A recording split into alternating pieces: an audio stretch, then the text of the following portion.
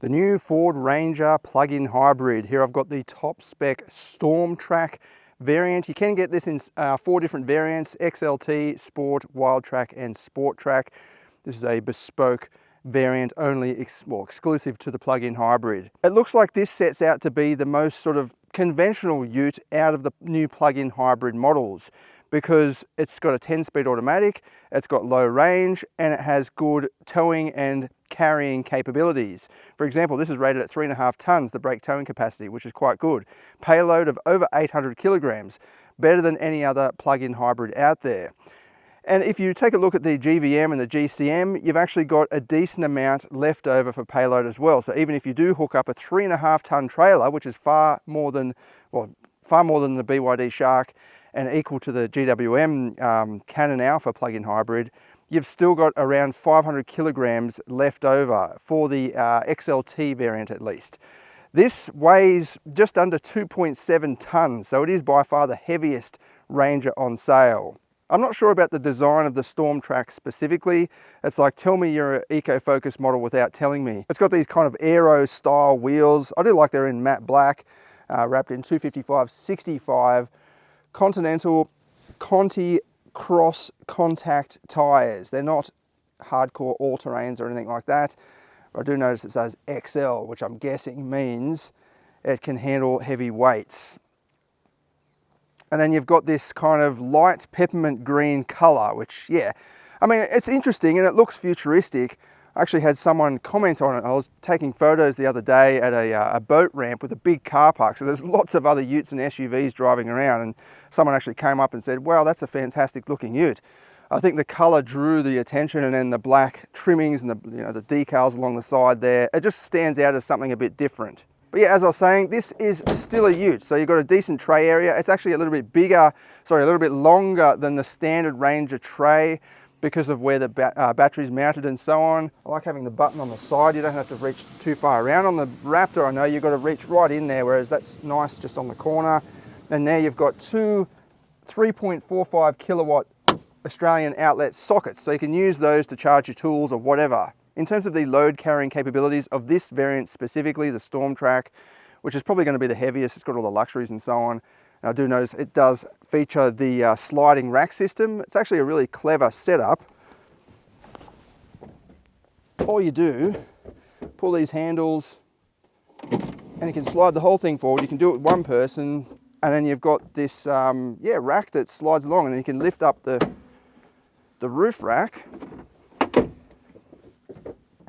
And if you've got roof racks on the front there, you can mount something really long and tie it down to this, which is actually really cool. And then the best thing, when you're not using it, you can store it all away.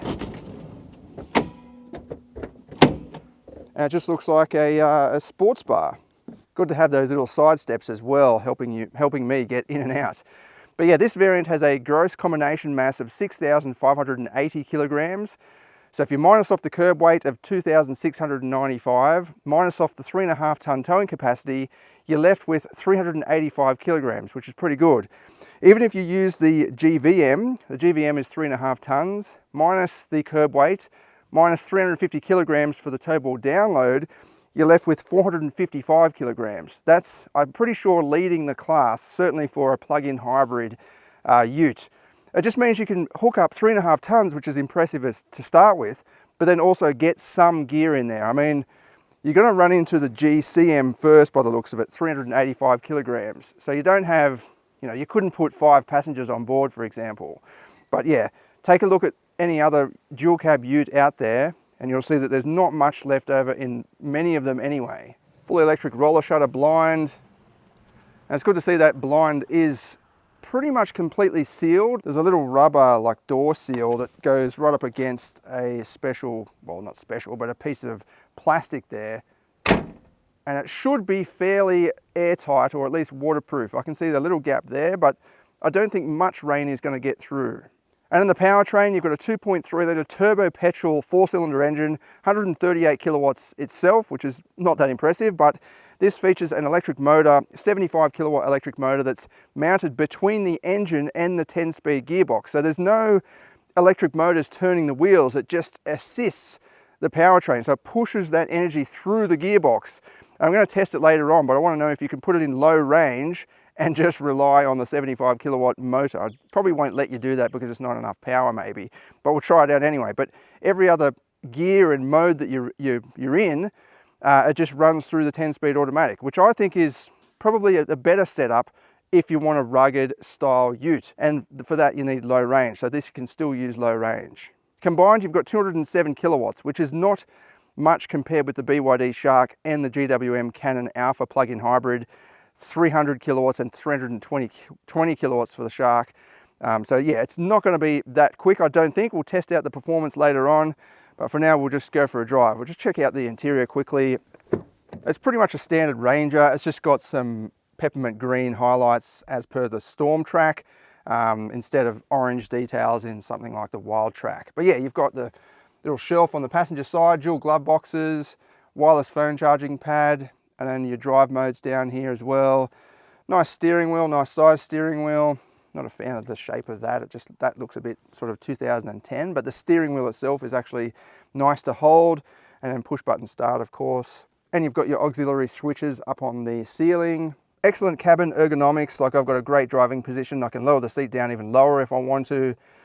Decent spread of materials. There is a sort of scratchy plastic on top of the dash, but it's kind of got this face on it that's kind of, you know, fake leather or vinyl or whatever. And then you've got more scratchy or hard plastics down below. It means that you're not going to, you know, scuff your boots or whatever on there. If it's material, it's not going to tear apart. And then you've just on the upper section here, you've got the vinyl stuff. But I have seen better trim combinations on some utes in terms of blending durability and luxury, especially for this sort of high-end model. And then in the back, decent size space you've got here. I think this is, you know, one of the biggest in its class, not the biggest, but one of the biggest. You've also got an Australian outlet plug down there, multiple charging options, climate vents, cup holders, bottle holders, everything that you need. And you can pop down the rear seat, and your baby seat anchor points are behind there. Be better if they were a little bit lower, just so you can use that slack to tension it up. But it is good you can pop that forward. There's no extra storage space by the looks of it behind there. Then in terms of charging, you've got a standard Type 2 socket there.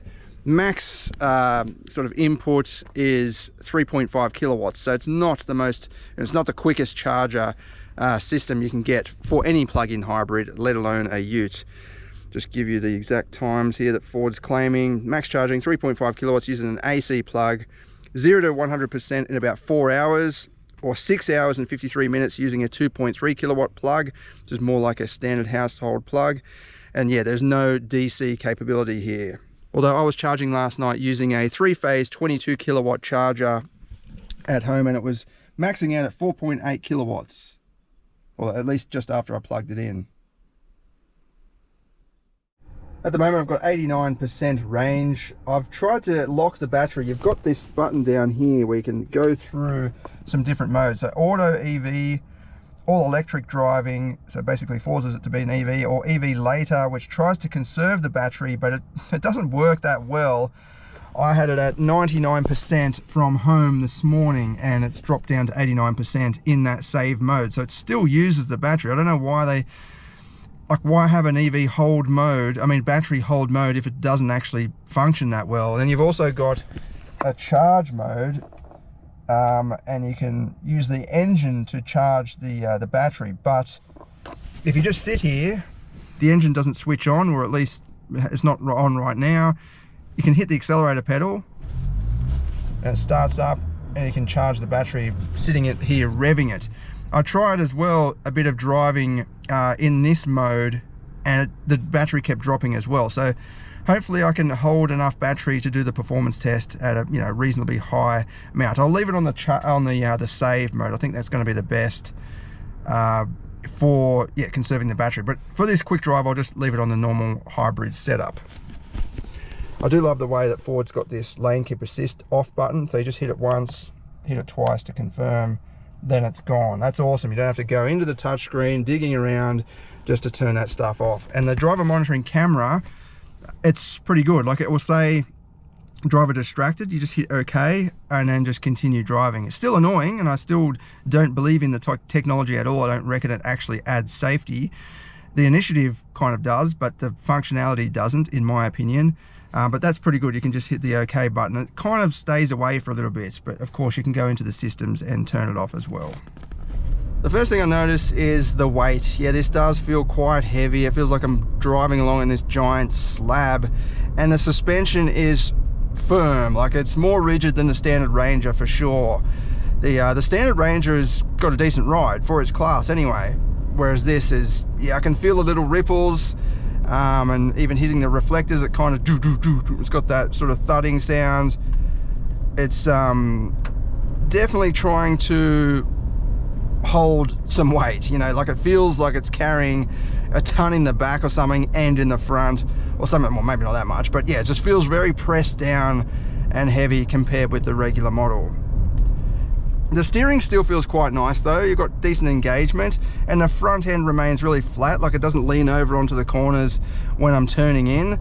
I can feel those tires squirming and like grinding into the ground. I reckon this would go through tires quicker than the standard tree hanging out, quicker than the standard Ranger for sure. Like, I'll push it a little bit more down here and you'll be able to see potentially there's the petrol engine kicking in. Yeah, like it's leaning over a bit. Like, you can feel the tire folding over and like, yeah, grinding into the ground. But all in all, this does feel good for a dual cab ute. Just that suspension is definitely more rigid.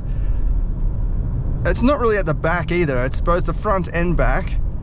Usually it's the rear that's more rigid because it's got the you know, leaf springs and so on in dual cab utes, but this is definitely front and back. Yeah, I think that's a bit of a letdown for the Ranger compared with the GWM Canon Alpha. I think that rides just a little bit nicer, but it is a little bit too soft, and it doesn't handle as well in terms of the steering feel and actually handling around corners. This feels like it handles well and feels good doing it. So I'm still in the save mode.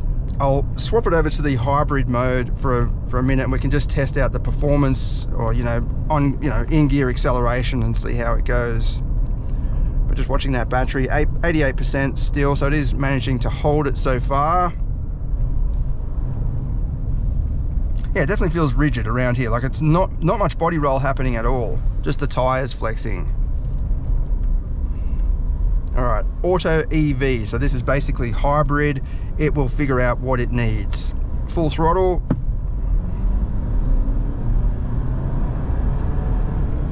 Yeah, like, it gets up and goes okay, I guess. There's no paddle shifters as per the regular Ranger, but you do have a manual plus minus system on the side of the gear shifter, which is not awesome, but this isn't meant to be a sports car. It's mainly if you're towing or something like that and you want to go down a gear, you can force it with those buttons. But yeah, this doesn't feel as fast as the direct rivals in terms of the BYD Shark and the GWM Canon Alpha plug-in hybrid. But it feels okay. It feels about as quick as the V6 diesel Ranger, maybe. So we'll see what the performance figures are like with the full test. It does have a nice sort of engine note, and it's free revving, that 2.3. I had a short drive of the 2.3 in the Volkswagen Amarok, and it's a nice engine. It actually feels fairly sporty, even in a big dual cab ute, a big heavy dual cab ute. So in here, down to just 138 kilowatts, it doesn't feel as punchy. It's still over 400 newton meters of torque. So they've obviously engineered it to provide a good low-end surge, and that's what it feels like here. And then with the electric motor just providing that assistance up in the top end.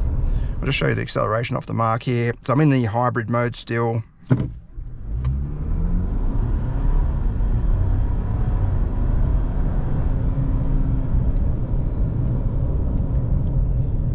Yeah, first impressions, look, it's not my favorite powertrain, but it's good of Ford to offer this technology if you're able to use it. And as I've said before, if you're thinking about buying a plug-in hybrid, you really should charge it regularly. Like, and this with a 49 kilometer range, you need to charge it pretty much every day. It is only a small battery though, 11.8 kilowatts, so it's not going to take, well, too long to charge, but also not going to require too much energy or cost to recharge it. Corrections on two things. Firstly, the charge mode, it does actually charge the battery, so it's now up to 89%. It must have been the way I was driving from my house this morning that it wasn't able to charge the battery, but that function does work when you're driving along anyway. I'm sure if you sit on the spot and rev it, it'll charge as well. The other correction, the ride quality. On roads like this, it's actually, yeah, pretty terrible. Like, it's, I would not like to drive this every day down a road like this, or for that matter on a dirt road. It's just going to be shaking around all over the place. All right, the hill climb. Now this, I've said it before, but I'll have to say it again, is very steep. It's got a lot of sort of mogul bumps on it. And yeah, puts a lot of stress under vehicle's suspension and drive system, in terms of the suspension flex, I mean. So I've taken the GWM Alpha plug-in hybrid up here just in 4H. So I'll try that in this. Obviously, if you're attacking some steep climbs like this, whack it into low range. Don't stuff around in 4H because the wheels are spinning too fast in 4H. But I just like doing it just to test kind of the benchmark and see how well it copes, or see how it copes. We'll put it into, I've got it in the hybrid mode, sorry, EV later. Now I've got it in hybrid mode. I've got 69% battery. I've conserved a bit of battery for the climb because I want to try out the EV modes and so on, and just to make sure that we're giving it the best chance. And then we'll put it into, we'll just put it in sport actually, which is auto EV. You cannot put it in any other battery mode in sport. You've only got, whoops, wrong button. You've only got auto EV. So I'm hitting the EV button down here and it's not letting it move into a different position. Just turn that fan off in case it's making too much noise. So this is actually, sorry, 4H. 4H in sport mode. That's it. I haven't touched the stability control button or anything like that. I'm not sure how these tyres will cope, but we'll see how we go. Got 35 PSI in the tyres. It's pretty normal for considering they're hot or warm. So the regular Ranger has no problem getting up here, even in 4H.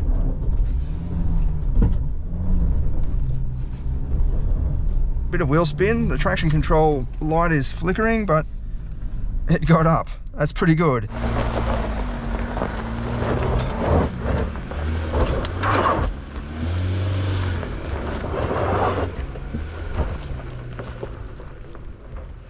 This has 226 millimeters of ground clearance, which is not, you know, at the top of the class, but it's not the worst as well. It is a little bit lower than the standard or some of the different diesel versions of the Ranger. We'll use hill descent control going back down.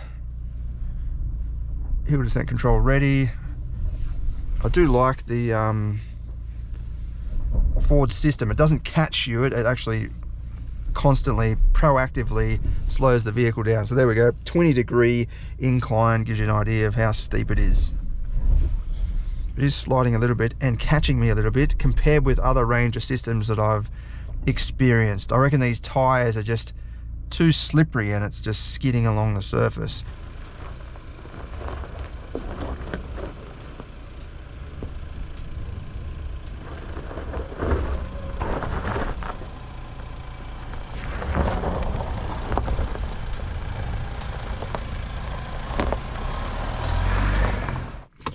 So this time we'll just put it back into the normal mode, and I'm in 4A, and then we'll put it into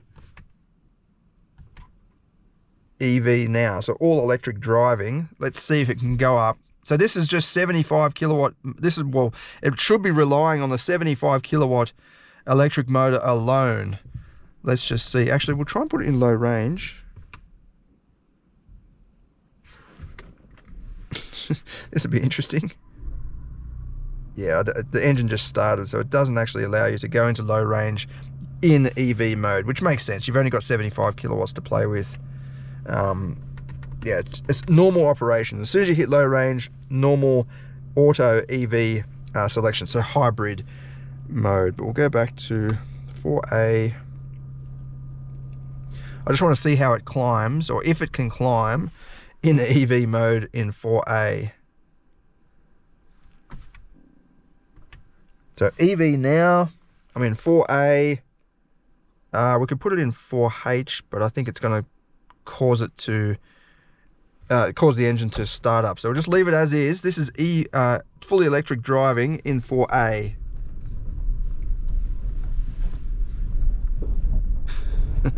Plenty of torque from an electric motor, so far so good. It's spinning the wheels a bit. It's not really the motor's problem or fault. Get a bit more speed. There we go. It's actually gone up in electric mode in 4A. That's pretty remarkable. So the engine did not start at all, and it's still got the light down there saying EV only.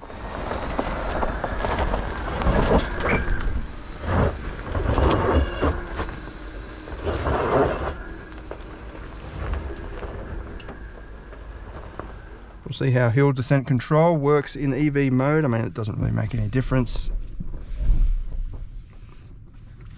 Feet off the pedals, taking me down nice and gradually as before. I mean, it should make any difference in EV mode or what.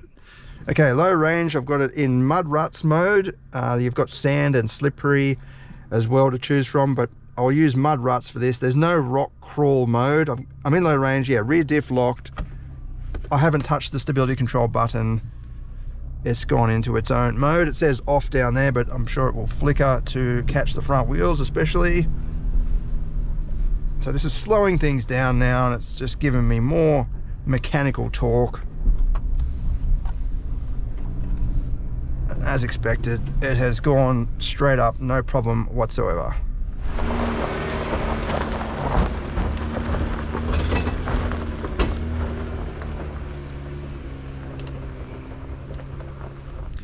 Okay, just demonstrate hill descent control in low range. So feet off the pedals.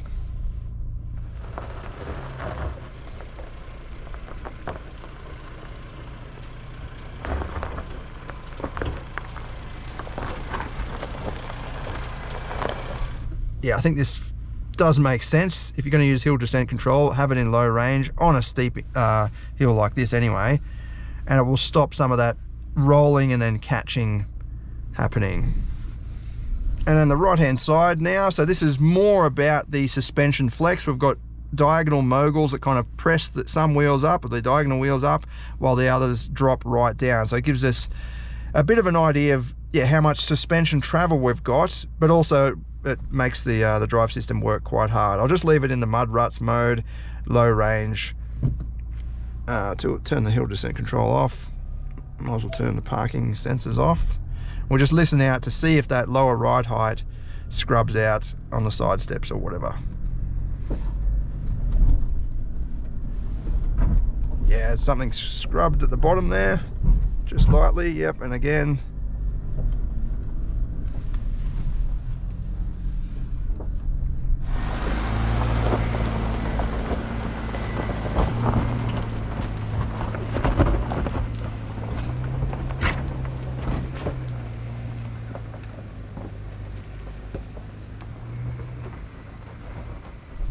Okay, now we'll go down this little bit here. So this drops away quite subtly just on the right hand side there, and we can see if the side step scrapes for starters, and we'll see what sort of flex we're getting. That back wheel should come off the ground. Actually, it's not coming off the ground that much. I think maybe the weight of the rear end and the battery is keeping it down further than other utes that pop the rear corner right up in the air. There we go. I think the Ranger plug-in hybrid has done quite well off-road. Not quite as good as the standard Ranger just because of the ground clearance, but the drive system seems clever enough. You can go through various different modes and get different sort of abilities. Still got the rear diff lock. I think it's done well. All right, let's go out now and do the performance test and see what it goes like.